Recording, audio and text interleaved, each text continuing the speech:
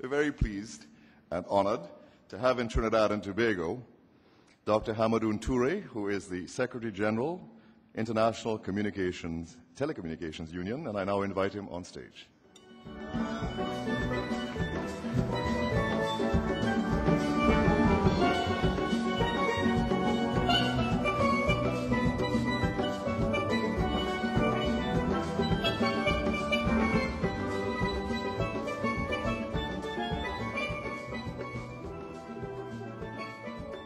Honorable Rudrawati Nan Gosain Ramgulam, Minister of Public Administration, all other protocols observed, ladies and gentlemen, dear colleagues, what a pleasure for me to be here in Port of Spain for the 2010 ICT Business and Innovation Symposium. And I'm bringing with me the greetings from the international community and from the International Telecommunication Union and its 192 members and its 700 private companies. This is a hugely vibrant and dynamic region in terms of ICT development, with some of the highest mobile cellular penetration in the world. Here in Trinidad and Tobago, for example, penetration has passed 150% earlier this year. This means for every 2 citizens, there is more than 3 telephones in this country. So this means that very soon people will run out of pockets in this country. There is still some way to go, however, because especially when we look at ICT development with notably internet and broadband, where penetration of internet in Trinidad and Tobago has reached 36% here in the beginning of 2010, which is a very high figure relatively, but still there is a lot to do. And to do that, the only way is to replicate the revolution that has happened in the mobile sector. As you know, ITU has put together earlier this year, the Broadband Commission to see how broadband could be an enabler to meet the Millennium Development Goals. On 19 September, we handed over the report of the Broadband Commission to UN Secretary General Mr. Ban Ki-moon at the eve of the summit on the Millennium Development that took place in September, on September 20th in New York. That report requires a good partnership between public and private sector. And this gathering here is a testimony of that public-private sector partnership taking place here in Trinidad and Tobago. This report is calling for every government in the world to have a clear vision, a broadband vision, that will link broadband to the development of MDGs, be it in health for e-health, education for e-education, or government services for e-government. And it's calling on private sector to come in and play its role, which is complementary to roles of government. I believe there is no nation today that does not understand the need for governments and private sector to work together, in each of them having its own tasks that are different but complementary.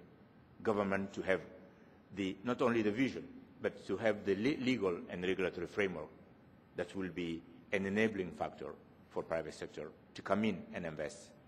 Government to focus on education and capacity building, because the main driver of this industry is innovation and creativity, which is driven by human brain. This is one natural resource that is equally distributed everywhere in the world. No nation, race, culture, or religion has more or less of that. And people in this region are very well known for their creativity. If given the opportunity, they will be even more creative than people in some other parts of the world. And therefore, I believe that this event is simply timely and calls for all of us to work together. And I'm bringing you the greetings of the international community because we in the ITU would like to work with you in shaping the vision that already government has, in putting that in the legal and regulatory framework, sharing with you the experiences that are happening elsewhere in the world, so that in this field, which is based on information and communication, that we don't take the wrong decisions by lack of communication or by lack of information. We don't make mistakes that have been made already, unfortunately. And we don't have to reinvent the wheel.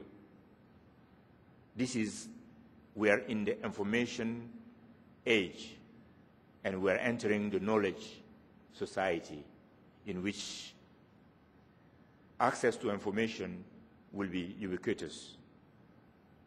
But access is not enough.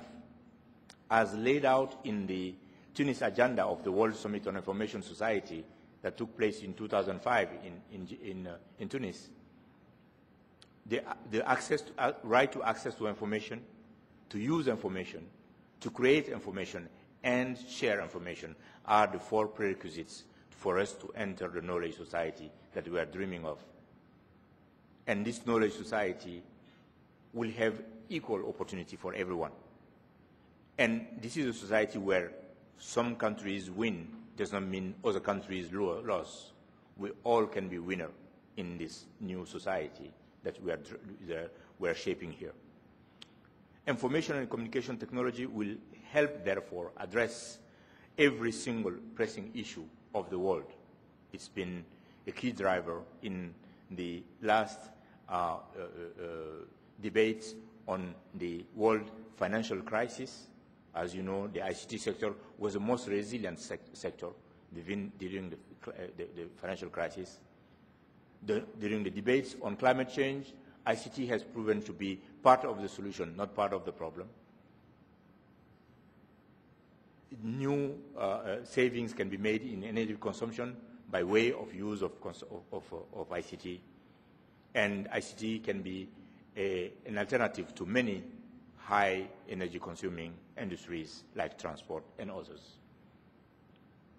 In our own industry, we're going digital. By 2015, full digital broadcasting will enable maximum use of our capabilities, allowing more and more channels to be used, but at the same time saving energy and giving new opportunities to all. On issues of disaster, of course 90% of the disasters in the world are climate related, unfortunately. And ICT has proven to be a key enabler in order to predict, detect, alert, and have the relief in case of disaster as well. And as satellite services become smarter and more sophisticated, we'll save more lives each time a disaster occurs. At ITU, we work hard to respond quickly to disasters when they occur, and we provided rapid support and emergency communication services to Haiti and Chile earlier this year. We continue to be alert to global, regional, and local events as they occur, as well as working in the background to ensure that radio communications and satellite services are best equipped to be of use when they are needed. In closing, ladies and gentlemen, I would like to express my gratitude to the organizers of this event.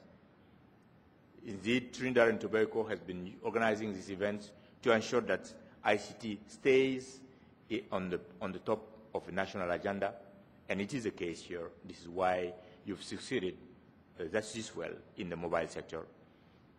My call to you is let's transform this mobile revolution into a digital revolution, into a broadband revolution.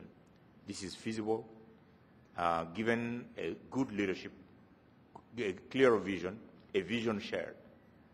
When the vision is shared, it becomes a reality. And when we're fortunate to have leadership in this country that has expressed that clear vision, It is our job here, people in this room here, to work together to help our leaders of this country and leaders of the world to make those dreams come true. I thank you very much and look forward to a very productive meeting here. And in addition to the formal meetings, I also, of course, expect to have more and more interaction with you here, and hopefully hope to see all of you in Geneva at some of the ITU events. Thank you very much.